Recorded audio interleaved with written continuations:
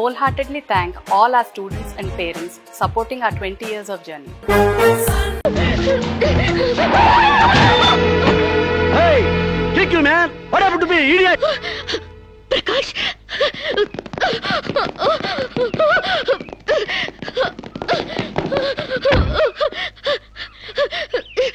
Aru Sirisha? Aru Sirisha?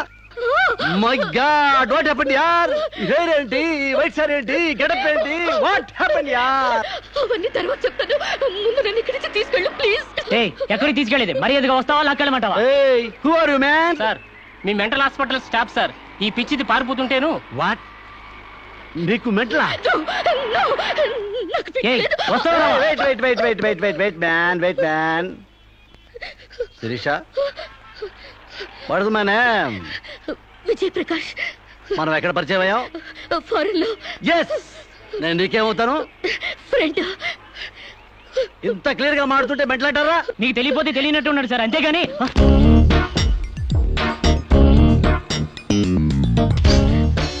చెప్పు, శిరీషకి మెంటలా కాదా?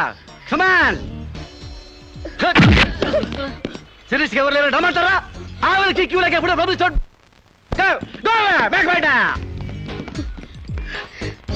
Don't worry, Sirisha. I will take care of you. Please come, dear.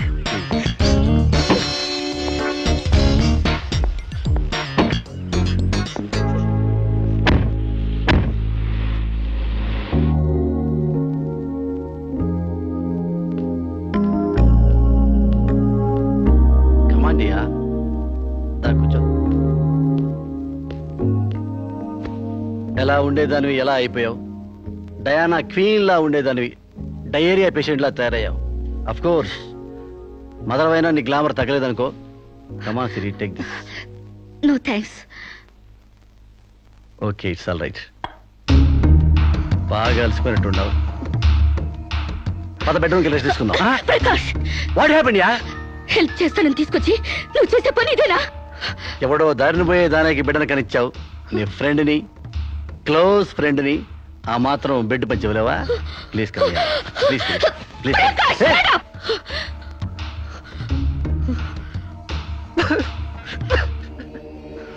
దుర్మార్గుడా, దుష్టుడా, ఒంటరిగా ఆడపిల్ల మీద చేస్తావురా? నీకు అమ్మ రాలేరా, అబ్బా చెల్లెలేరా? పురుగులు పడిపోతావురా, నాశనమైపోతావురా, అదే పోతావురా, ఇదే పోతావురా. ఇది కాదే నీ క్యారెక్టర్. పెళ్లి కాకుండానే సంసారం చేసేది ఎవరో తెలుసా? బ్రోతల్స్. పెళ్లి కాకుండానే తల్లయ్యేదెవరో తెలుసా? Brothels. You are just number 1 rating brothel.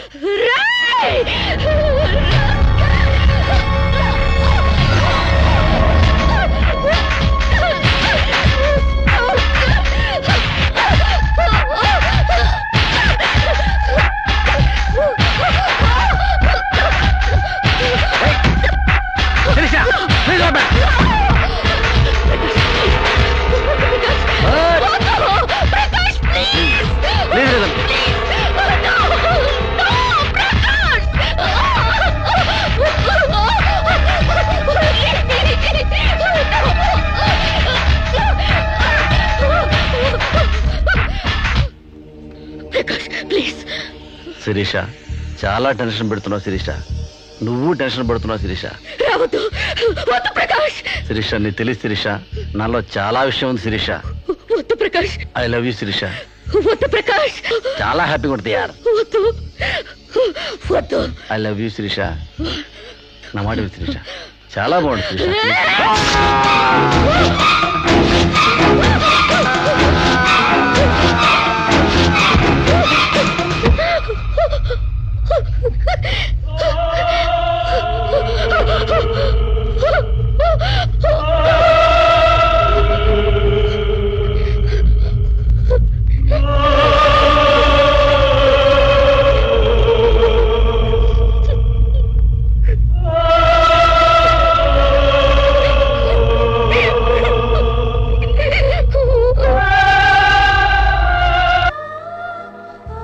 Sir, ఈవిడ అన్నయ్య దగ్గరికి వెళ్ళొచ్చాను.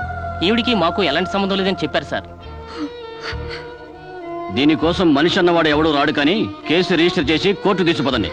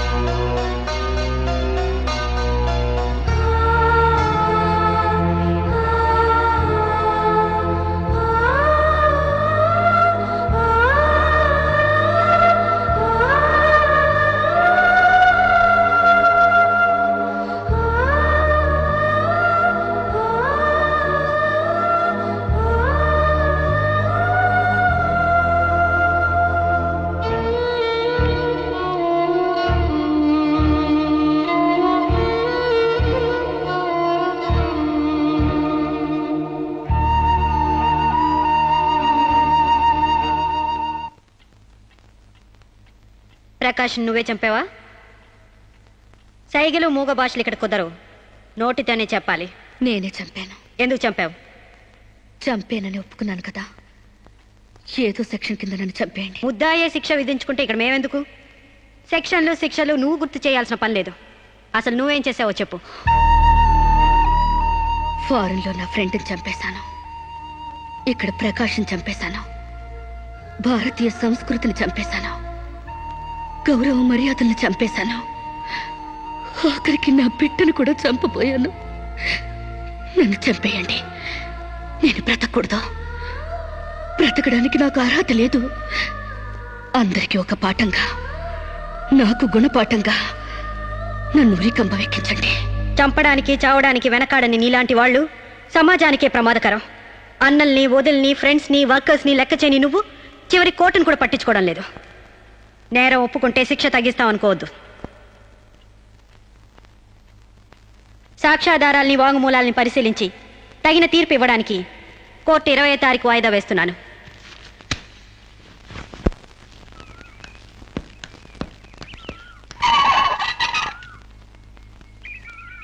నేను జడ్జ్మెంట్ వాయిదా వేస్తున్నట్టు మీరు జర్నీని అర్జెంట్ చేస్తున్నారా?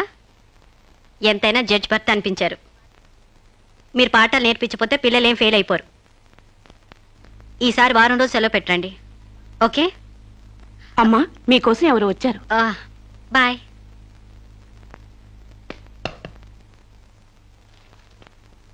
నమస్కారం అండి, నా పేరు సాంబశివరావు అండి. నువ్వు శిరీష తాలూకు మనిషివి కదూ? అవునండి. సారీ, నేను ఇంట్లో కోర్టు విషయాలు మాట్లాడను. నేను అందుకు రాలేదండి, కొన్ని సొంత విషయాలు మాట్లాడుకుందామని. సొంత విషయాలా? కొంచెం పర్సనల్ అండి. చెప్పండి. అది మన ఇద్దరి మధ్య ఉండాల్సిన పర్సనల్ అండి. మీరు కాసేపు బయట ఉండండి.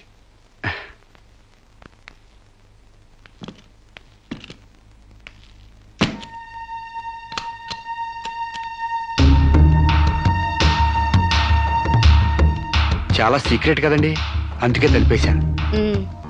చెప్పు. మీ వారు ఢిల్లీలో ఉంటారంట కదండి? అవును. అక్కడ మీ వారు లీడర్ అంట కదండి? University reader. 15 రోజులకోసారి వచ్చి వెళ్తుంటారంట కదండి? ఇవన్నీ నీకెలా తెలుసు? కావాల్సిన వాళ్ళ గురించి ఆ మాత్రం తెలుసుకోలేమంటండి. అమావాస్యకోసారి వచ్చే మీ ఆయన కోసం మీ అందాన్ని అడవి కాసిన వెళ్ళి చేసుకుంటారా? ఆ రోజు కోర్టులో మిమ్మల్ని చూడగానే నా వయసు జిగేలు మంది. మీ ఆయన ఉండరని తెలిసి నా మనసు జాలి పడింది. తేగలాగా మంచి నాజుగ్గా ఉన్నారు. ఎందుకిలా మీ అందాన్ని మగ్గబెట్టుకుంటారు? ఓ పని చేయండి, మీరు నన్ను ఉంచుకోండి, లేకపోతే నేను మిమ్మల్ని ఉంచుకుంటాను. నన్నెవరు అనుకుంటున్నారా? రంబను తలదన్నే మేనకే మీ కాలు మొక్కి అందగత్తి అనుకుంటున్నాను. మిస్టర్ సాంబశివరావు, పండించేది వరి, పుట్టింది ఈస్ట్ గోదావరి.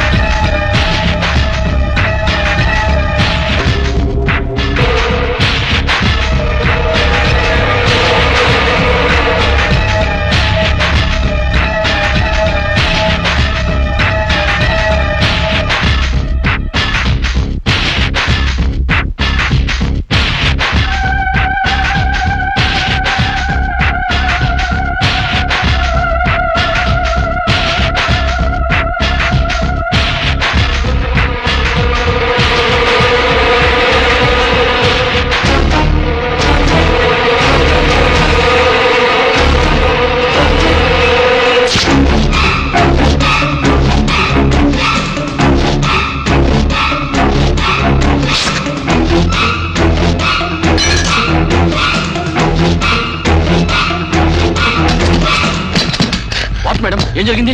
అతను చాలా ఇండిసెంట్ గా ప్రవర్తించాడు. అసలు వీడిని లోపల ఎందుకు రానిచ్చారు మేడం? ముందు అతను హాస్పిటల్కి తీసుకెళ్ళండి ప్లీజ్. Constables, call ambulance. ఆగండి.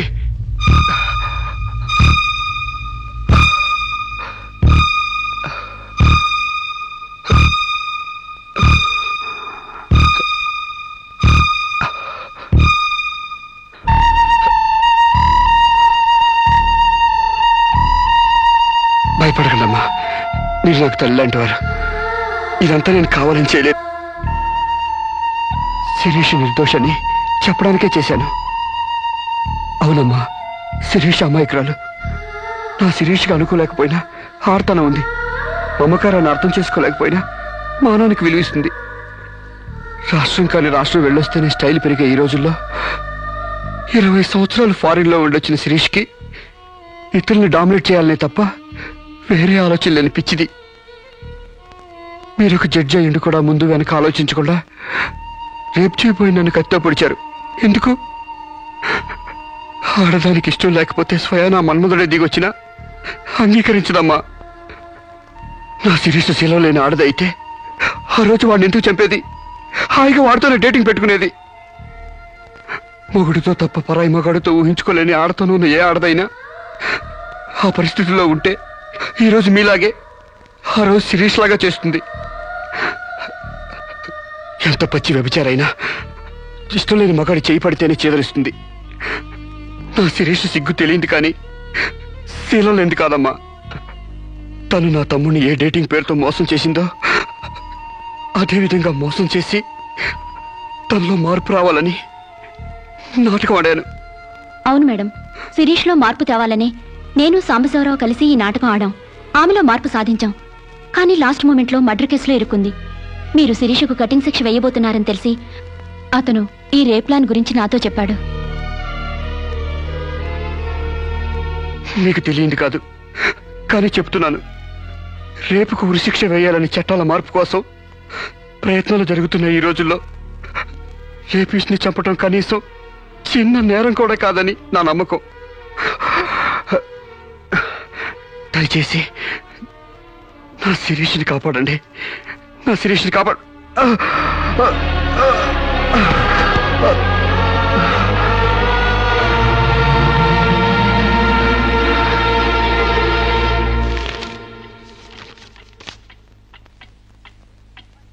మనల్ని కుట్టినా కుట్టకపోయినా చీవని తేలిని పావుని చంపేస్తున్నాం మనకు హాని కలగకూడదని. శిరీష తన మానానికి హాని వాటిల్లిందని ఒక చీడ పురిగిని చంపింది. ఒక పథకం ప్రకారం ముందు వేసుకున్న ప్లాన్ ప్రకారం చంపలేదు కాబట్టి ఆ క్షణానికి ముందు హతుడు ప్రకాష్కి ముద్దాయి శిరీషకి పగలు ప్రతీకారాలు లేదు కాబట్టి ఆమె ఇంటెన్షన్గా అతన్ని గాయపరచలేదు కాబట్టి ఈ కేసుని కొట్టివేస్తున్నాను. 100 మంది దోషులు తప్పించుకున్నా ఒక నిర్దోషి కూడా శిక్ష అనుభవించకూడదు. న్యాయమూర్తి కోర్టు ద్వారానే కాదు, ఎలా తెలిసినా సాక్ష్యాలు స్వీకరించాలి. తనిస్తున్న ఏ తీర్పైనా పూర్తి నమ్మకంతో ఇవ్వాలి. ఈ 3 సూత్రాలు ఆడదానికి 3 ముళ్ళ మంగళసూత్రాల న్యాయమూర్తికి పవిత్రమైనవి. ఈ సూత్రాలపై నమ్మకంతోనే ఈ తీర్పు చెప్తున్నాను. సాక్ష్యాధారాలు పరిశీలించిన పిమ్మట శిరీష తన నేరాల్ని అంగీకరించిన నిర్దోషిగా ఆమెను విడుదల చేస్తున్నాను.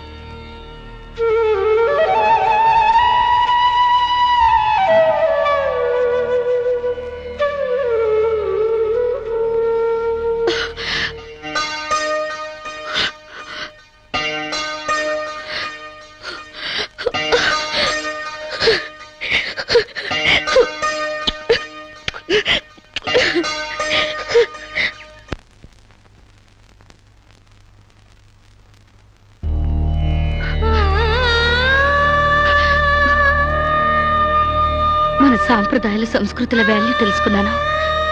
నేను మారిపోయానండి. నన్ను క్షమించండి ప్లీజ్. ఇంతకాలం మేం ప్రయత్నించింది నీలో ఈ మార్పు కోసమే కాని నీ చావు కోసం కాదమ్మా. నువ్వు చిన్నప్పటి నుంచి విదేశాల్లో పెరిగావు కాబట్టి అక్కడ యువతీ యువకుల్లో ఉన్న డేటింగ్ అనే పద్ధతిని ఇక్కడ కూడా అవలంబించాలని చూశావు. కానీ ఈ పవిత్ర భారతదేశంలో వివిధ రకాల మతాలు, కులాలు, భాషలు ఉన్నా ఒక్కొక్క దానికి ఒక్కొక్క రకం కట్టుబాట్లున్నాయి. ఆ కట్టుబాట్లకు అనుగుణంగా మసులుకోబట్టే మేమందరం ఎంతో ఆనందంగా కలిసిమెలిసి బ్రతుకుతున్నాం. కానీ వాటిని నువ్వు అగౌరవపరిచావు, హేళన చేశావు. ఈ దేశాన్ని, ఈ మనుషుల్ని అర్థం చేసుకోలేకపోయావు. అటువంటి నీకు మన గొప్పతనం చెప్పాలని, నీలోని మంచి మనిషిని బయటకు తీసుకురావాలని మేము ఈ నాటకం ఆడాం. మా నమ్మకం వమ్ము కాలేదు. భారతీయ సంస్కృతి సాంప్రదాయం గల అమ్మాయే మా ఇంటి కోడలుగా రావాలనుకున్నాం. అలాగే నువ్వు మా ఇంటి కోడలు అవుతున్నావు. నిజంగానా?